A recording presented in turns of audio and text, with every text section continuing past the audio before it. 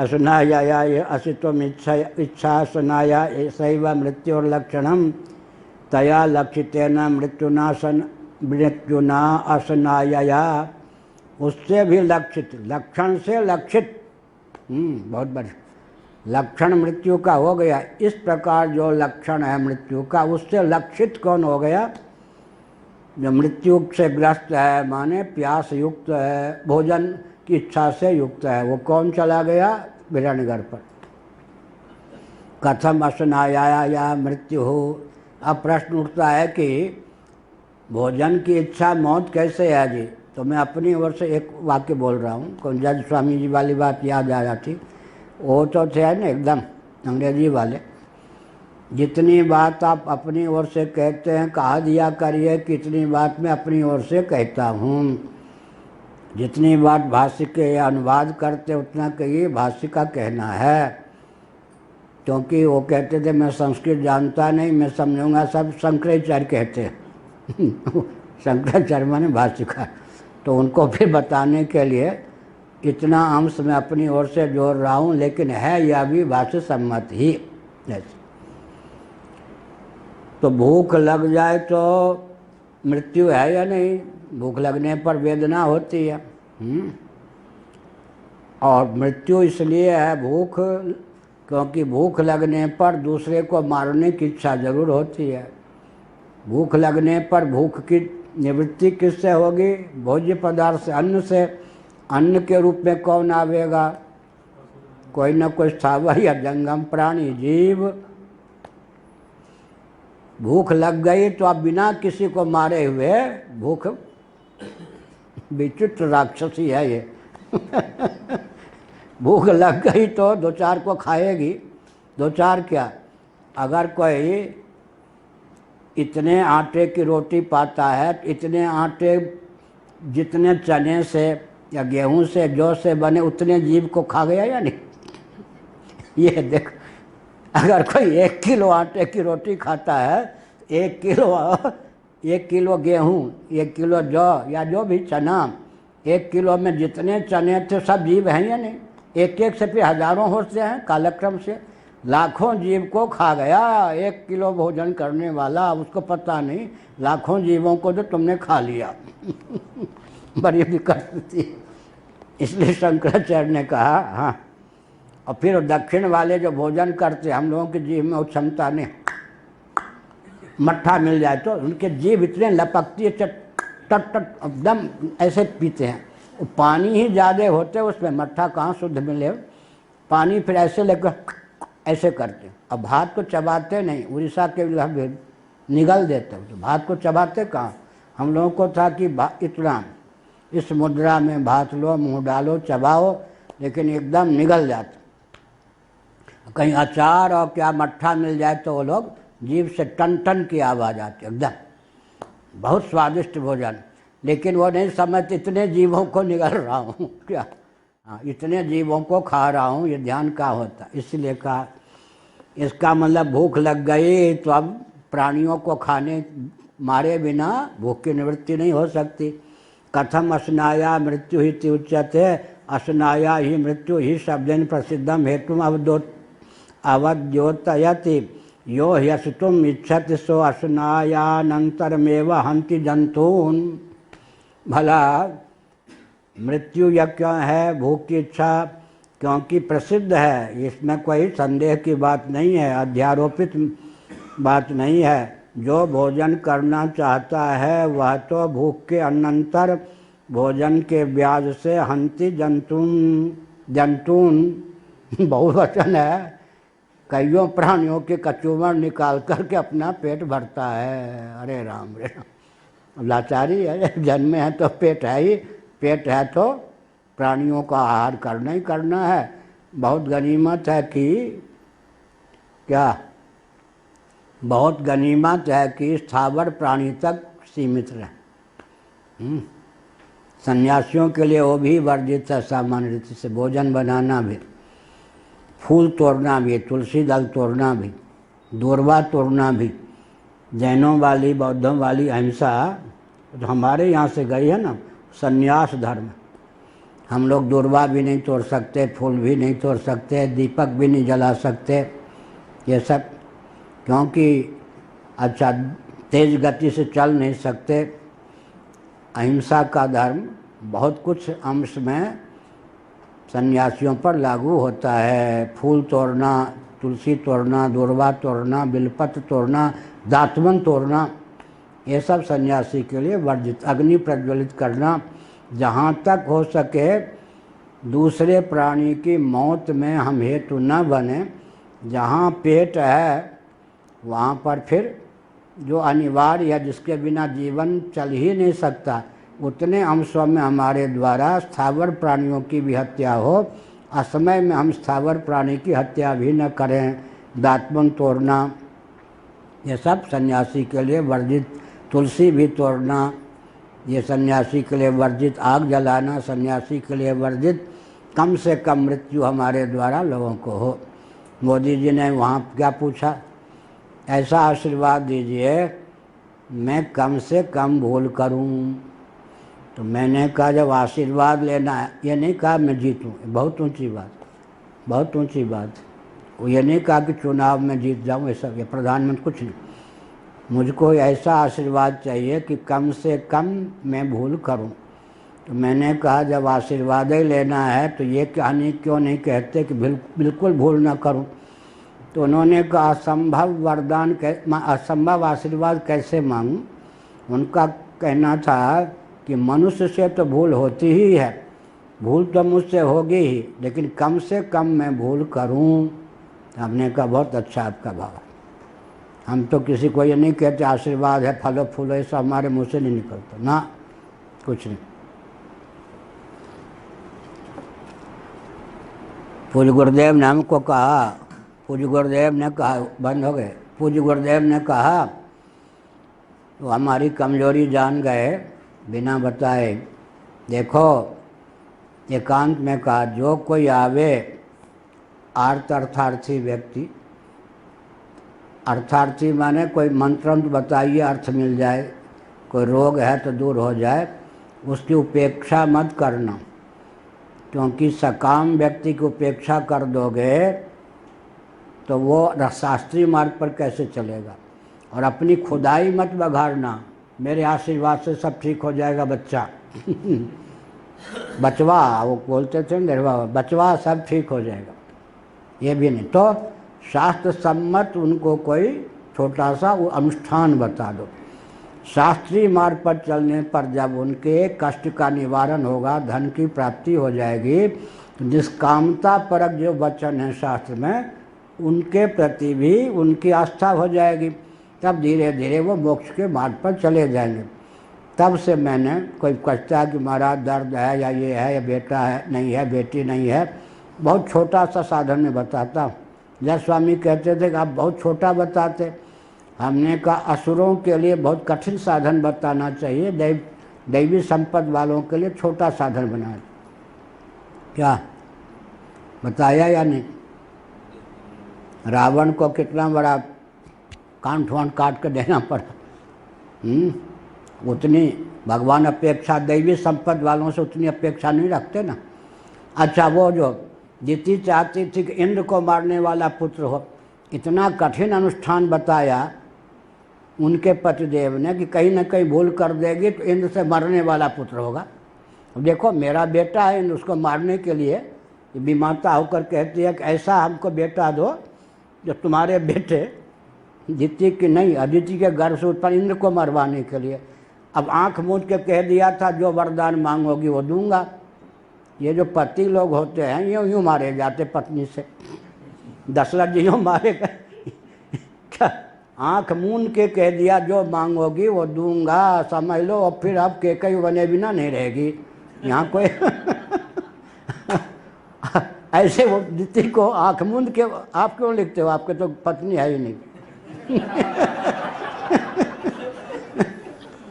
केकई ने मारे डाला ना, आंख मूंद के वरदान। ऐसे कह दिया कश्यप जी ने, बहुत सेवा की, बहुत सेवा की, बहुत सेवा की, जो चाहिए मांग लो। उसने कहा आपका जो बेटवा है ना इंद्र, मेरी बहन अब क्या मेरी सौत है, वो अदिति के गर्भ से पैदा, उसको मारने वाला बेटा हो। अब सोचा लो, बड़ा बंटा ढार कर दिया इसने तो, अब क्या करूं, फंस गया मैं वचन दे के।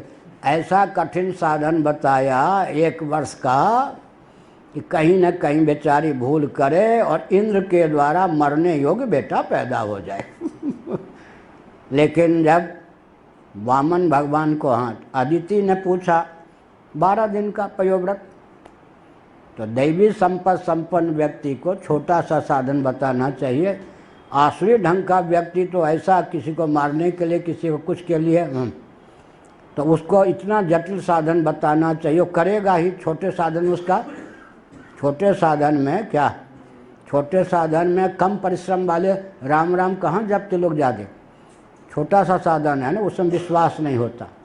हाँ, छोटे साधन किसी को बतला, इससे क्या होगा, हेम्योपैथ कितने दवा दे दो, फिर कहो 1 महीने बाद आना ना, और इतने चूरन पकड़ा दो, फिर कह रहा हाँ अब कुछ गया। एक हमारे नारायण ब्रह्मचारी जी, उनको वो MSc हैं गणित में, अब दिखे नहीं 25 साल से, उनको हेम्योपैथ वाले इतनी दवा दें, कहते मूर्ख है या नहीं बताइए, इतनी दवा से काम करे, फिर वो इतनी दवा पा लेते हेम्योपैथ की, फिर बीमार पड़ते, मरना सन हो जाता, उनका स्वभाव है।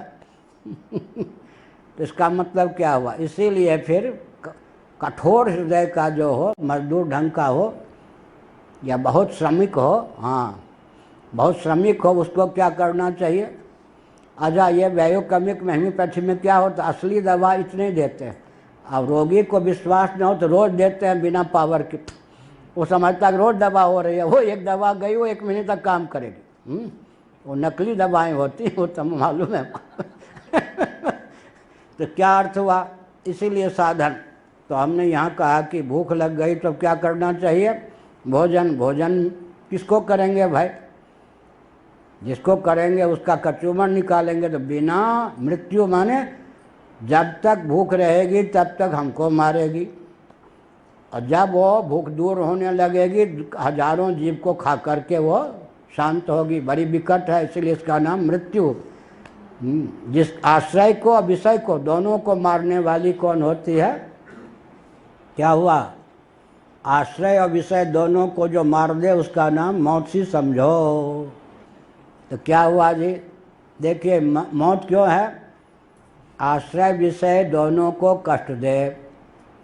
भूख लग गई तो जिसको भूख लगी उसको कष्ट दो, अब भूख की दबाव के रूप में हजारों जीवों को एक ही बार में खा लो, उनके कचूमर निकाल दो, आश्रय को भी कष्ट दो और विषय को भी कष्ट दो। इसलिए ये मौत है। कौन, भोजन की इच्छा मौत है। हो गया, तेना सा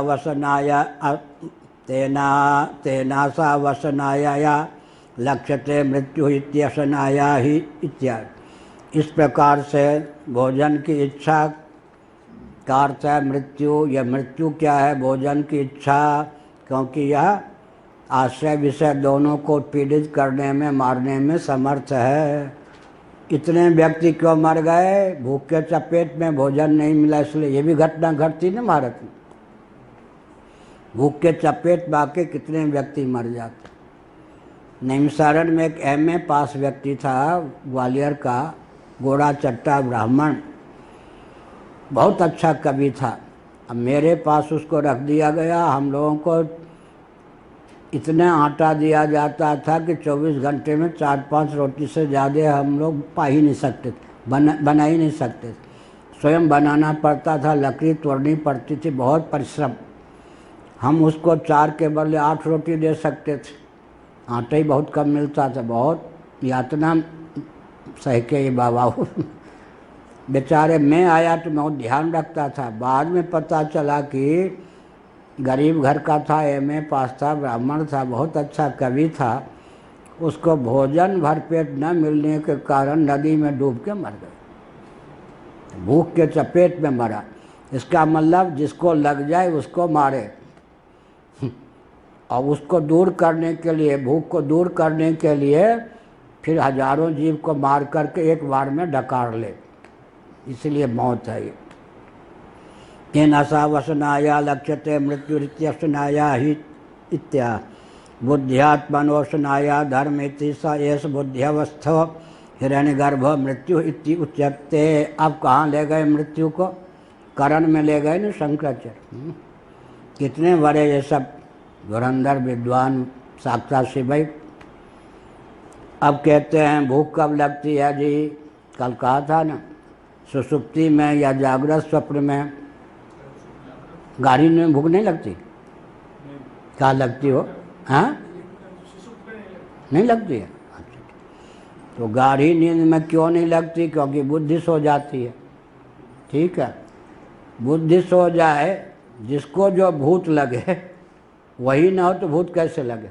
क्या ये भूत जो है, भूख किसको लगती है?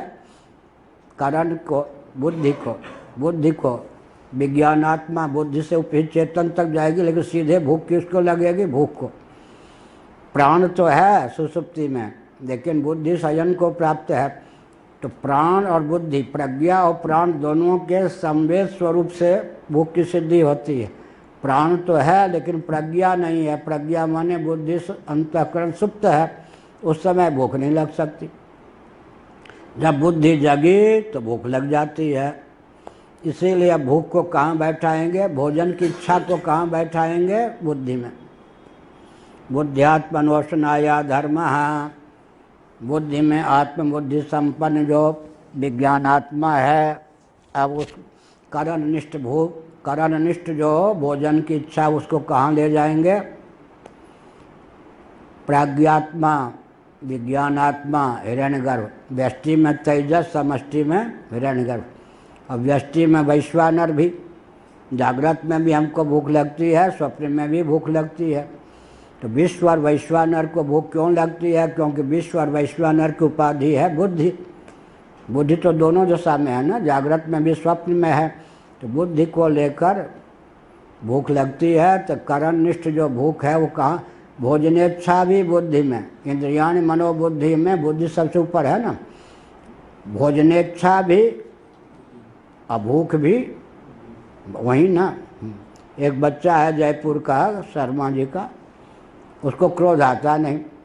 तो वृंदावन में था। हमको अगर 10 बच्चे मान लीजिए समय हो, 10 बच्चे दे जाए, 1 महीने में इतने बड़े दार्शनिक बन सकते हैं हंसा खेल के। उस बच्चे से हमने पूछा भूख कहाँ लगती है, प्यास कहाँ लगती है, गुस्सा कहाँ आता है? उसको गुस्सा आवे तब तो पता हो, क्रोध आता ही नहीं उस बच्चे को। बहुत बढ़िया जवाब दिया। गुस्सा कहाँ आता? एक से हमने पूछा बच्चे से, वो क्रोधी है बच्चा कोई, गुस्सा यहाँ, भूख कहाँ यहाँ, प्यास कहाँ यहाँ, ऐसा। अब सुसुप्ति में क्या है? बुद्धि सो गई तो भूख नहीं लगेगी। जागृत स्वप्न में बुद्धि होती है तो भूख लगती है। अब बुद्धि तो हो, लेकिन भूख व्याप्ति कैसे है? जब बुद्धि में तादात्म्यपन चेतन विज्ञानात्मा को भूख व्यापेगी, करण के द्वार से भूख कहाँ चली जाएगी? भोक्ता को व्यापेगी। बुद्धि को कष्ट देगी या बुद्धा को कष्ट देगी?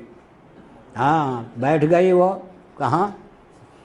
पहले तो भूख बैठ गई बुद्धि में, अब बुद्धि में तादात्म्यपन्न जो जीव है वहाँ जा कर के पहुँच गई। यहाँ जठराग्नि है ना, अन्न को पचाने की सामग्री विशेष रूप से क्या है? जाठर अग्नि, जठराग्नि, जठर में। इसीलिए भोजन करो तो जाएगा कहाँ?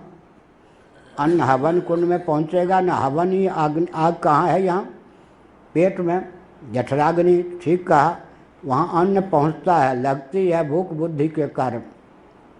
बुद्धि के कारण भूख लगती है तो बोधा में जाकर वो भूख वो क्या है? बुद्धि में लगी हुई भूख बोधा तक पहुँच जाती है। यह हुआ।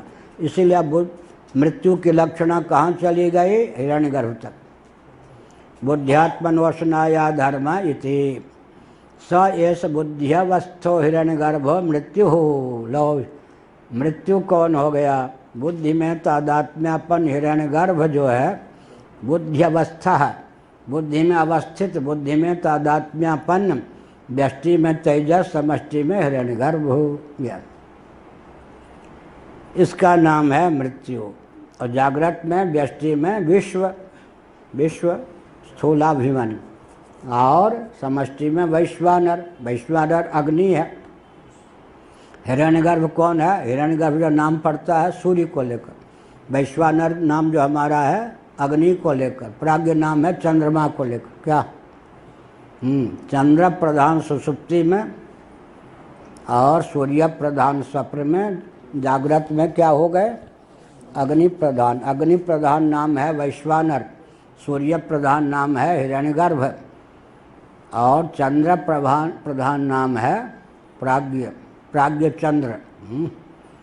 अब एक जगह मिला, मनन करने से अर्थ निकला है, कहीं प्राज्ञ को चंद्रमा कहते हैं, चंद्र प्रधान प्राज्ञ है, वो लिखा नहीं मिलेगा, लिखा है, बात सत्य है।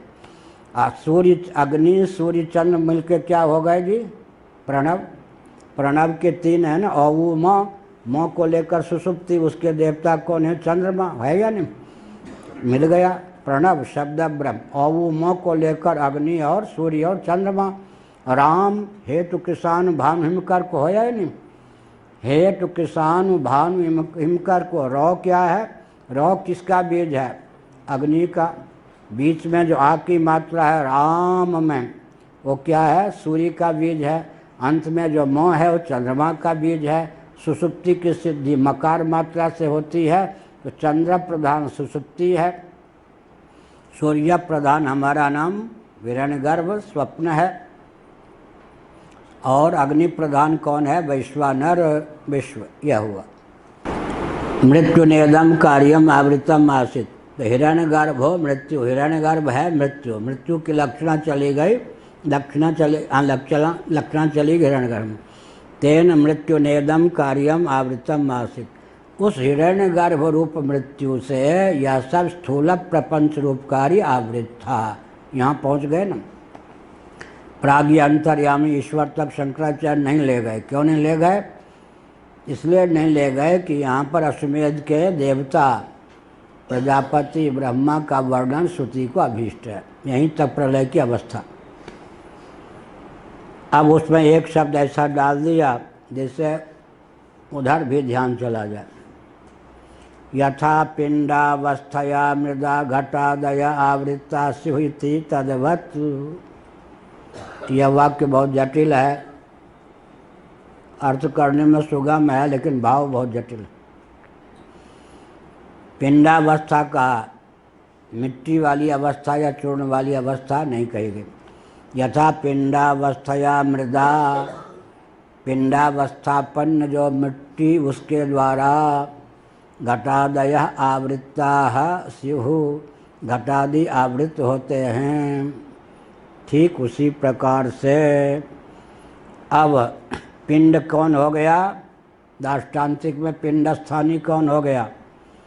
हिरण्यगर्भ। और घट, और घट से पहले कपाल स्थानी इदम सर्वम जगत स्थूल। मृदा का वो ईश्वर क्या, लेकिन मृदा घटादय आवृता, घटादि जो आवृत हैं पिंडावस्थया, पिंडावस्था में जो घटादि आवृत हैं वो मिट्टी के द्वार से, मिट्टी को लेकर। मृदा आवृत कौन है? आवृत कौन है? ये कौन? आगे की अवस्थाएं। लेकिन किसके द्वारा आवृत है? मिट्टी के द्वारा। पिंडावस्था में भी मिट्टी अनुगत है या नहीं? तो वास्तव में आवृत किससे हैं? एक तो आवृत हैं कपाल के द्वारा, तो कपाल अभी दिख ही नहीं रहे, तो दृष्टिगोचर कौन है? वो पिंड। पिंड से आवृत तो है भविष्य गति से होने वाला घट, लेकिन वास्तव में पिंड से आवृत हैं तो केवल पिंड तो हो ही नहीं सकता बिना मिट्टी के। इसलिए मिट्टी से, मिट्टी जो है पिंड के द्वार से भविष्यत गति से संभावित जो घट और उससे पहले जो कपाल, उनका आवरक है मिट्टी के द्वार से। मिट्टी के द्वार से पिंड आवरक का, मिट्टी साक्षात आवरण का काम करती है। ऐसे ही इसका मतलब हिरण्यगर्भ जो था, हिरण्यगर्भ के द्वार से अंतर्यामी के ने, परमात्मा ने, सर्वेश्वर ने इन सबको क्या किया था? पाट रखा था, आवृत कर रखा था।